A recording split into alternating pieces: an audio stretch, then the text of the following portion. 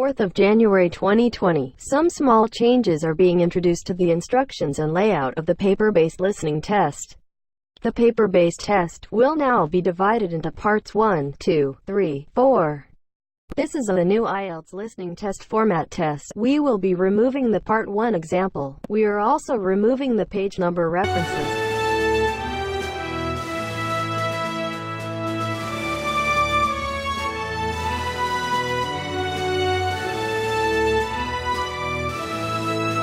Part 1. You will hear a conversation between two students about buying a used car. First, you have some time to look at questions 1 to 6.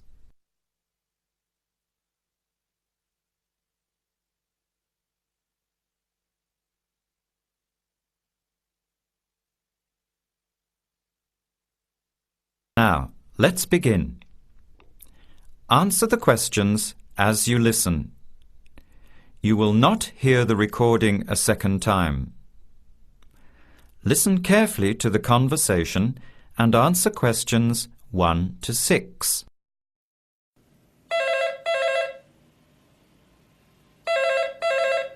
Hello, Hello, can I speak to Eleanor, please? this is Eleanor speaking. Hi, my name is Jan. I'm calling about the car that was advertised on the notice board in the Student Union building. Is it still for sale? Yes, it is. Your ad says it's a 1985 Celica, in good condition. It's old, but it has been well looked after.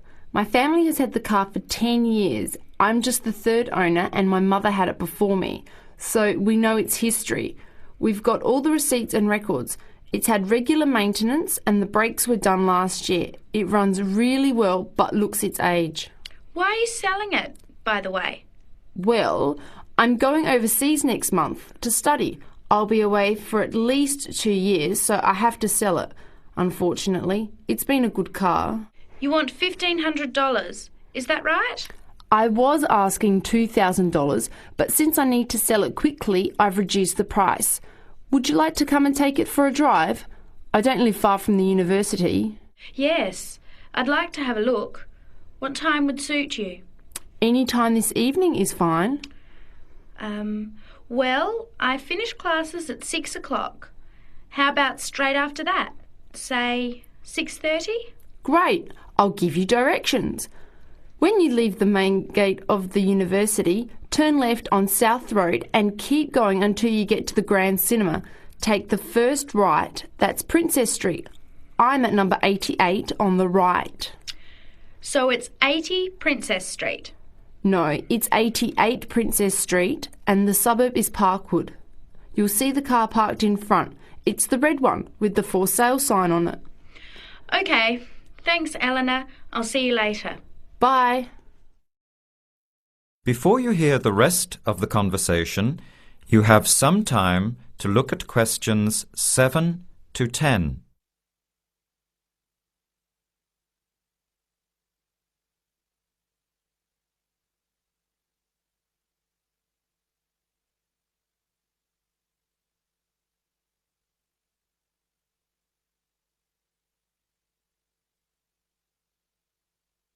Later that day, at the university, Jan meets up with her friend Sam and tells him about the car. Hi, Sam. Hey, Jan. What's happening? I'm glad I ran into you. I've decided I have to get a car. You're going to buy a car? Do you really need one? I'd probably still be driving, except that my car broke down last year. Instead of getting another one, I just moved closer to the university and went back to riding a bike. Better for the environment, better for my health, and I save a lot of money. Did it really cost that much? Well, when you think of registration, insurance, rising petrol costs, parking plus maintenance and repairs, it adds up. I know it's going to be expensive, but I really need my own transportation. It takes half an hour by bus each way to university as it is. But now I'm working at night in the city. There's no way I want to hang around waiting for a bus late at night, then walk 3 blocks home alone. Hey, I think you've got a point there. So what kind of car are you looking at? It's an 85 Celica, same kind as I used to have. The owner's asking $1,500. That's pretty old. How many kilometres has it done? You know, I forgot to ask. I'll have to check tonight when I go to see it. Would you be able to come with me to have a look? At about 6:30?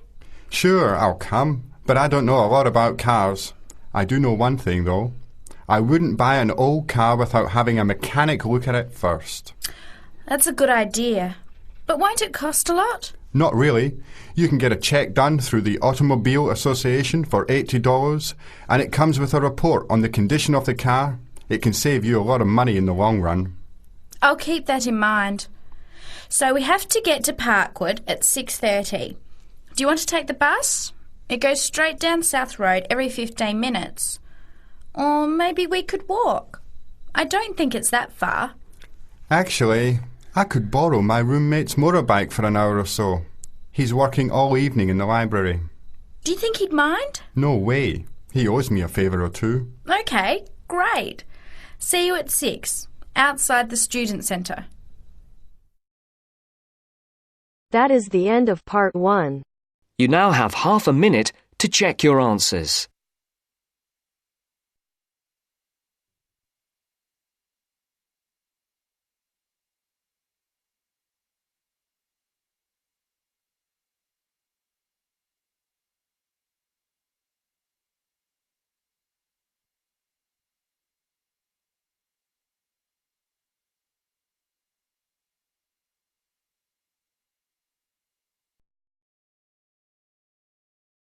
Now turns to part 2.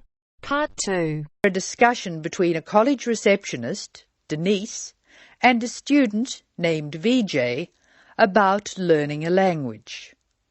In the first part of the discussion, they are talking about the course VJ will study. First, you have some time to look at questions 11 to 17.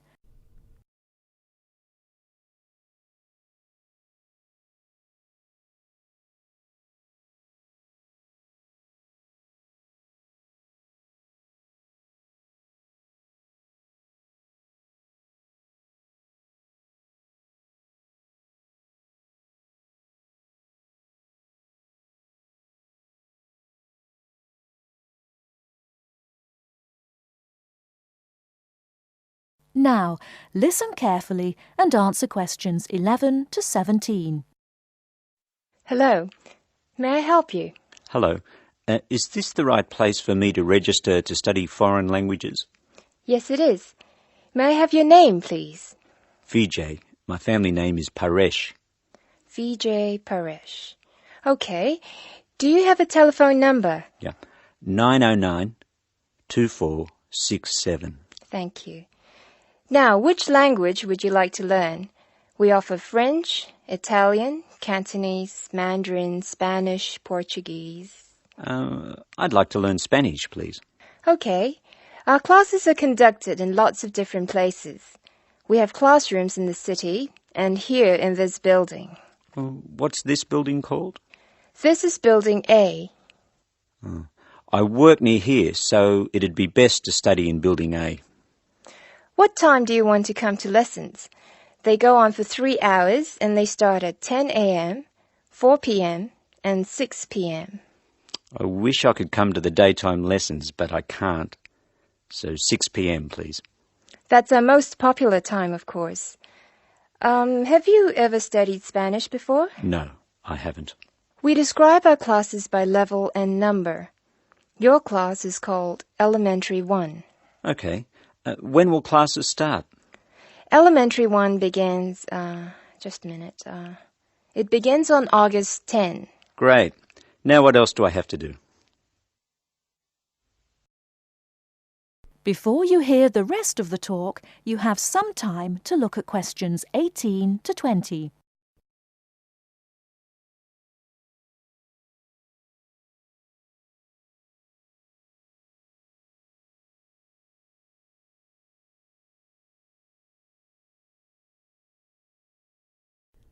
Now listen and answer questions 18 to 20. I'm sorry, Vijay. What were you saying? I wanted to know what else I had to do. Oh, of course. Please go to the building on the other side of Smith Street. I want you to go to the reception area first.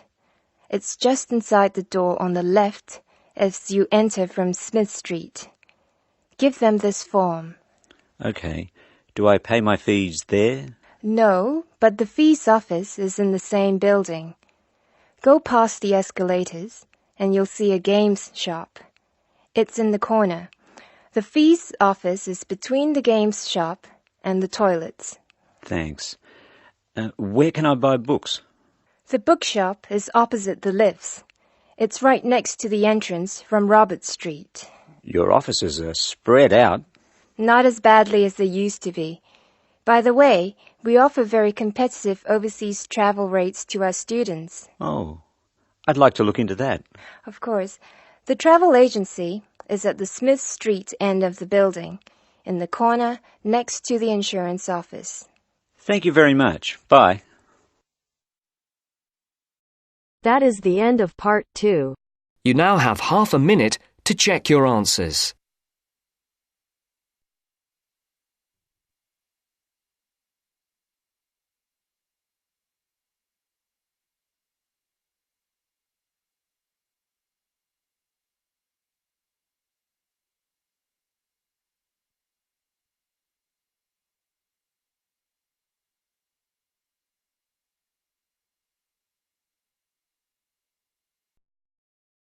Now turns to part 3. Part 3.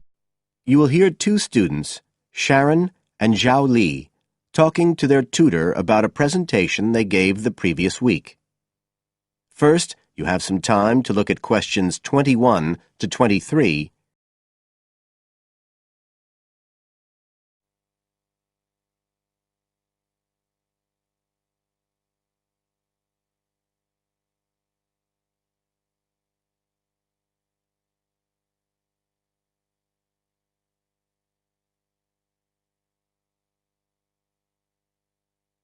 Now listen carefully and answer questions 21 to 23. So, Sharon and Zhao Li, in your presentation last week, you were talking about the digital divide, the gap between those who can effectively use communication tools, such as the internet, and those who can't. And you compared the situation here in Northern Ireland with Southeast China. Right. So, I asked you to do some self-evaluation, watching the video of your presentation and thinking about the 3 main criteria you're assessed by: content, structure and technique. What do you think was the strongest feature of the presentation when you watched it? Sharon? Well, I was surprised actually, because I felt quite nervous. But when I watched the video, it didn't show as much as I expected. So which of the criteria would that come under? Confidence? That's not actually one of the criteria as such. Zhao Li? Technique? It's body language and eye contact, isn't it? Well, I didn't think I looked all that confident, but I think that our technique was generally good, like the way we designed and used the PowerPoint slides. So, you both feel happiest about that side of the presentation? Yeah. OK, now on the negative side, what would you change if you could do it again? Well, at first I'd thought that the introduction was going to be the problem, but actually I think that was OK. We defined our terms and identified key issues. It was more towards the end. The conclusion wasn't too bad, but the problem was the questions. We hadn't really expected there'd be any, so we hadn't thought about them that much. OK, anything else? Well, like Zhao Li says, I thought the conclusion was OK, but when I watched this on the video, I thought the section on solutions seemed rather weak. Can you think why? Well, we explained what people are doing about the digital divide in China and Northern Ireland, but I suppose we didn't really evaluate any of the projects or ideas. It was just a list, and that was what people were asking us about at the end mostly. You now have some time to look at questions 24 to 30. On page 93.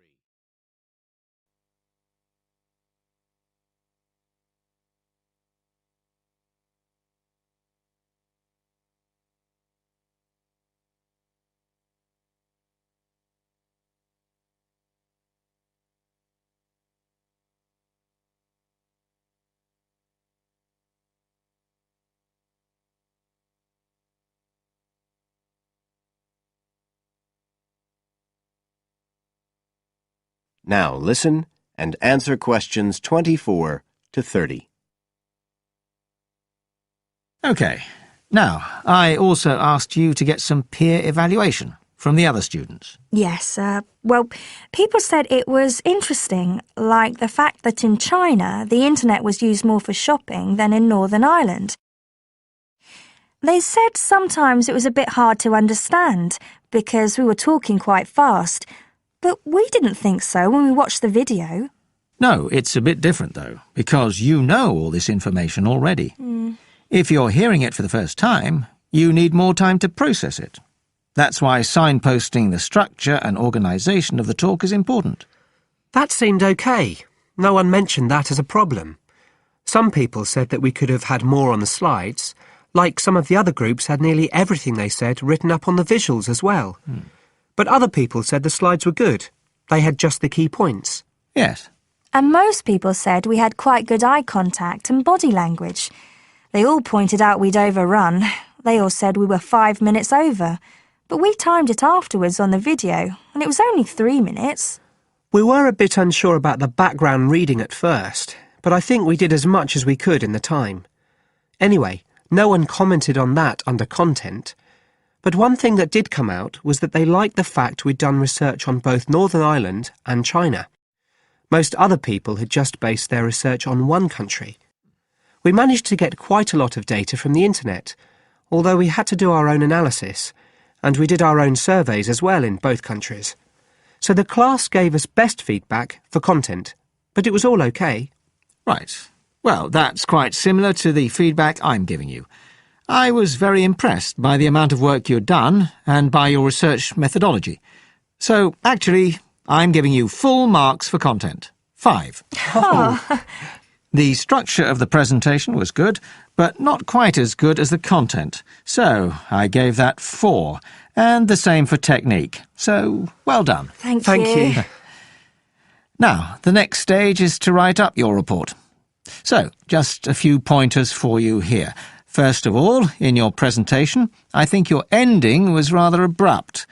You suddenly just stopped talking. Yeah. It wasn't a big problem, but think about your closing sentences in your report. You want to round it off well.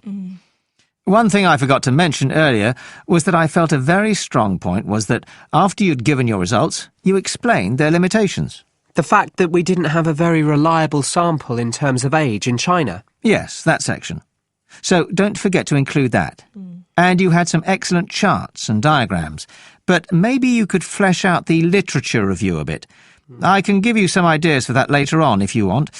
OK, is there anything else you want to ask? No, thank you. Thanks. That is the end of part 3. You now have half a minute to check your answers.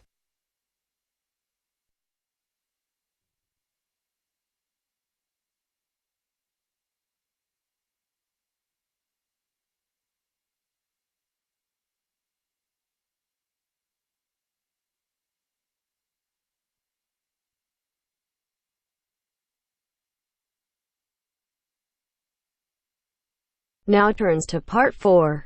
Part 4. You will hear an extract from a talk about student health, and specifically about ways to avoid headaches. Listen to what the speaker says and complete the summary. First, look at questions 30 to 40.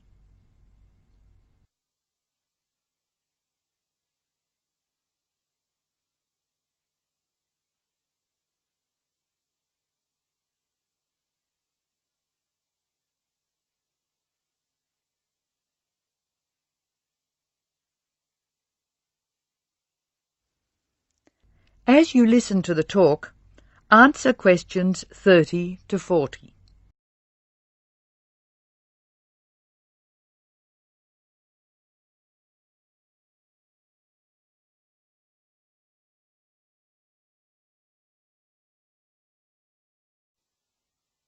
Hello, welcome to the Student Orientation Programme. Today's session is on health issues, and this talk is about headaches and how to avoid them. It may surprise you to hear that headaches are often caused by hunger. In fact, One study suggested that 70% of headaches are related to hunger, which makes it the principal cause. The advice is simple. Eat 3 meals a day and try to keep to a fairly regular schedule of meals. People associate noise with headaches, and for most of us, excessive noise creates the conditions for a headache. Very loud noise is unpleasant, and people usually remove themselves from it. Having said that, younger people tend to tolerate noise better than their elders, so I may be leaving noisy places far earlier than you. Just remember that exposure to too much noise may predispose you to a headache. Of course, we all associate headaches with studying.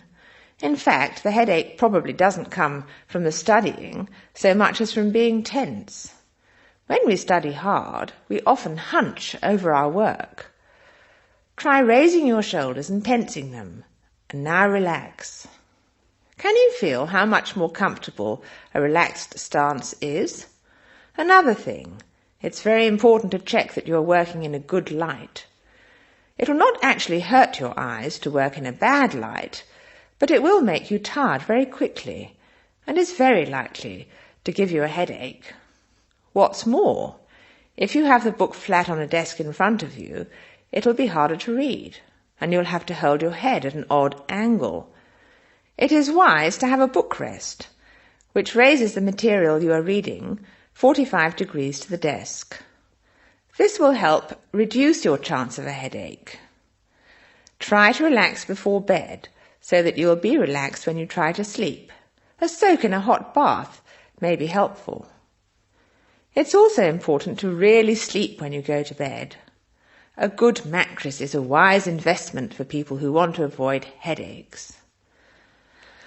This talk seems to keep coming back to tension. Tension may cause you to chew too forcefully, clench your jaw or grind your teeth, and this in turn may lead to headaches. It is very easy to say that you shouldn't grind your teeth, and very hard to stop, particularly if you grind your teeth in your sleep. Try to avoid situations which will make you tense, particularly just before bed. If you do compulsively grind your teeth in your sleep, ask your dentist about a soft mouth guard. In general, try to eat regular meals and avoid tense situations. Be sure you get plenty of exercise. Hopefully your headaches will be greatly reduced. One other thing I should point out, avoid smoky rooms and cars. Such places certainly encourage headaches, and the smoke may be doing you quite serious long-term damage. That is the end of part 4. You now have half a minute to check your answers.